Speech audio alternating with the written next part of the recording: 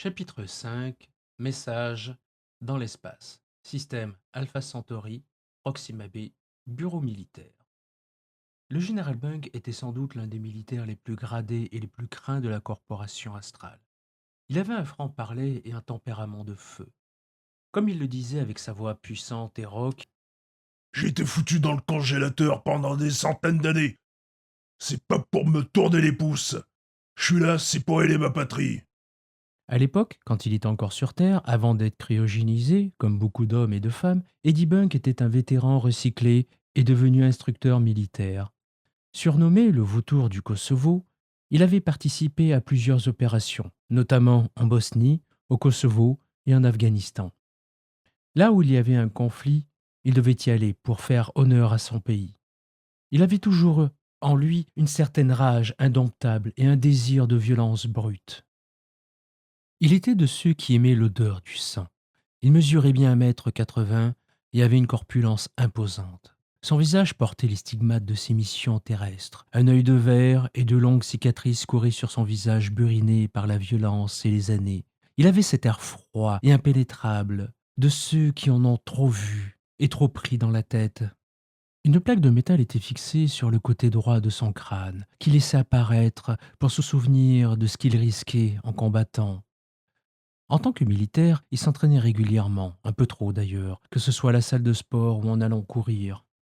Lors de son arrivée sur Proxima B, il avait eu le droit à une greffe de cœur synthétique après avoir subi une crise cardiaque en sortant du caisson de cryostase, ce qui l'avait laissé hospitalisé pendant plusieurs mois.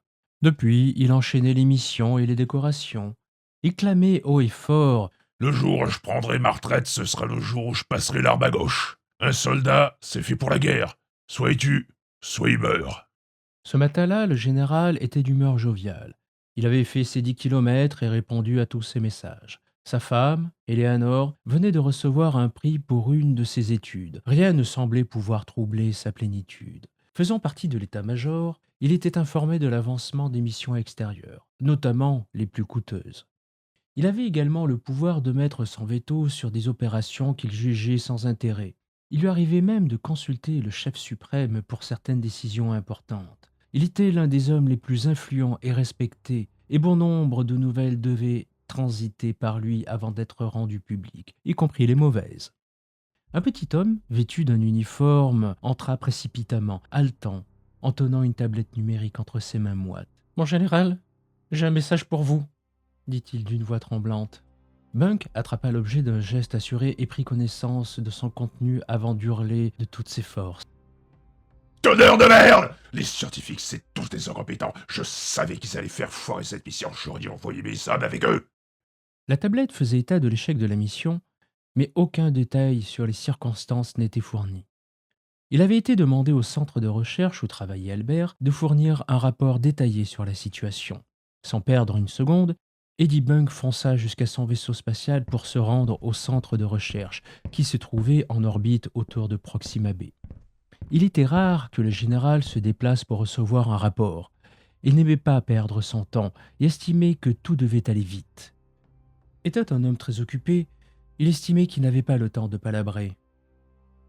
Alors qu'il progressait vers le centre de recherche, il imaginait les pires scénarios, une attaque ennemie, un trou noir ou encore une collision.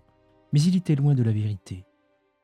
Il redoutait déjà d'avoir à annoncer la nouvelle au grand régent, la seule personne à qui il devait rendre des comptes.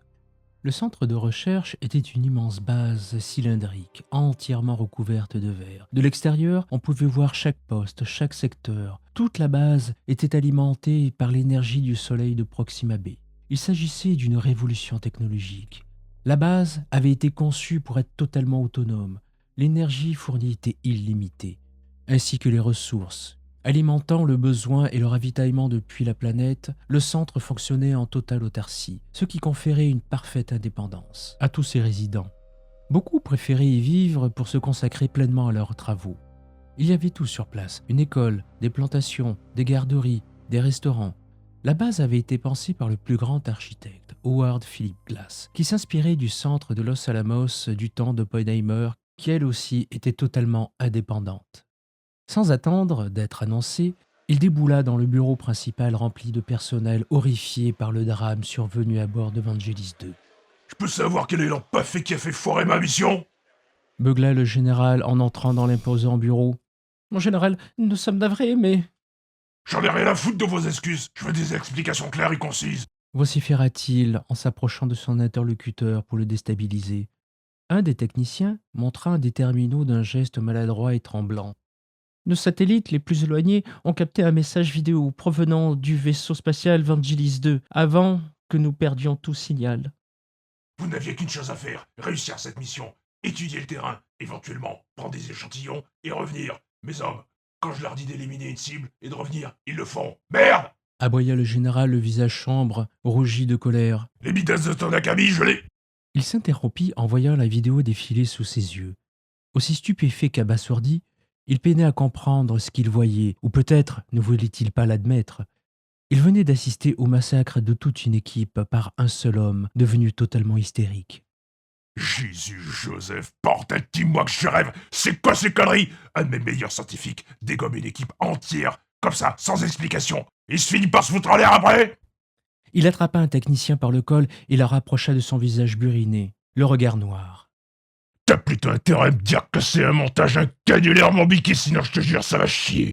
« Je suis navré, mon général !» répondit le pauvre homme effrayé et contrit. Aussitôt, le général attrapa l'écran et le jeta au sol en hurlant, pris d'une colère incontrôlable. Conscient qu'il devait rendre des comptes, il savait qu'il serait le premier à recevoir les foudres du chef suprême. Tu m'envoies tout ce qui s'est passé dans ce vaisseau, chaque seconde, chaque minute, et bordel de merde, ça ne sort pas d'ici. Pour l'instant, Vangelis 2 est en mission, et si je chope celui qui a merdé, je l'expédie au centre de détention ultra sécurisé pour la fin de ses jours, et je vous garantis que Guantanamo, c'est une colonie de vacances à côté! Hurla à nouveau Bunk en quittant le bureau. Il retourna à son propre bureau avant de devoir annoncer la terrible nouvelle à son supérieur. Ce n'était pas un homme à avoir peur de grand-chose. Après de nombreuses missions et plusieurs guerres, il connaissait que trop bien la véritable nature de l'homme et des ravages qu'il pouvait causer. Seulement, il supportait mal de devoir répandre des actes dont il n'était pas responsable. Mais hélas, cela faisait partie de son rôle de général, devoir rendre des comptes pour ses subordonnés. À peine arrivé dans son espace de travail, à l'ambiance froide et austère, il alla à son bureau pour revoir la vidéo envoyée par Albert avant de se suicider. Il scrutait chaque caméra afin d'avoir une vision complète de la situation, origine, éléments déclencheurs, résolution.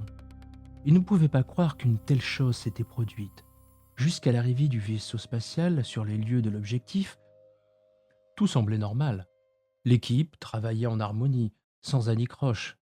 Il focalisait son attention sur Albert pour comprendre pourquoi il avait massacré toute son équipe sans raison apparente. Jusqu'ici, Albert faisait son travail sans causer de problème à qui que ce soit. C'est incompréhensible. Selon la chronologie, le drame se produit vers minuit. S'exclama-t-il les yeux rivés sur l'écran. Son esprit pragmatique et rationnel cherchait une logique là où il n'y en avait peut-être pas. Il restait moins de 30 minutes avant le drame, sur la caméra. Il se concentrait sur Albert, qui se trouvait dans son laboratoire. À certains moments, il recevait de la visite de collègues, mais tout se passait bien. La caméra se coupa quelques secondes. Instinctivement, il tapota sur l'écran et l'image réapparut aussitôt. Mais le problème ne venait pas de son écran. Il y avait bel et bien une coupure d'image pendant un moment. Lorsqu'elle réapparut, Albert se tenait au centre de la pièce, immobile, tourné vers la fenêtre qui donnait vers l'espace. Il regarda l'heure, il était 1 minute avant minuit. Albert semblait soudain agité, comme pris d'un vertige. Il zooma sur son visage, mais il n'y avait rien de particulier. Soudain, Albert se précipita à son bureau, attrapa une paire de ciseaux et fonça dans le couloir comme une furie. « C'est quoi cette merde ?» s'exclama le général, les yeux rivés sur la vidéo. Rien, hormis quelques secondes d'arrêt et son malaise, ne pouvait justifier un tel carnage. Il passa à la prochaine caméra pour suivre Albert. Ce dernier fonçait vers le réfectoire. Il entra et des hurlements retentirent quelques secondes plus tard. L'observateur changea de caméra. Dans le réfectoire, on voyait Albert attaquer ses collègues un par un. Il avait pris soin de verrouiller la porte pour que personne ne puisse échapper. La scène qui se déroulait sous ses yeux était horrible. Il y avait du sang partout. Pris de frénésie, Albert donnait plusieurs coups, avec rage, sans aucun remords. Son visage n'exprimait rien, comme s'il était dans un état second, sous emprise. L'un de ses collègues tenta de fuir par une autre porte, mais Albert l'intercepta avant qu'il ne puisse s'échapper. Il lui asséna un violent coup de ciseau dans le dos et continua à frapper à plusieurs reprises. La caméra suivante montrait un autre couloir, où le corps de l'homme assassiné par Albert gisait étendu. Quel bonhomme en moins de 5 minutes il veut battre encore, nom de Dieu! Lança-t-il stupéfait par ce qu'il voyait. Albert poursuivait sa folie meurtrière dans tout le vaisseau. Chaque homme, chaque femme. La vidéo se terminait avec Albert enfermé dans son bureau, maculé du sang de ses collègues et amis. Je ne sais plus en quelle année nous sommes. Les mois et les jours se confondent au rythme effréné de notre voyage à bord de ce vaisseau interstellaire. Nous devions être à des années-lumière de la base. À toi, voyageur, qui regarde ceci, tu dois aussi entreprendre un voyage vers les tréfonds de l'univers. Laisse-moi te prévenir. L'univers n'est pas ce que l'on croit. Il est vivant.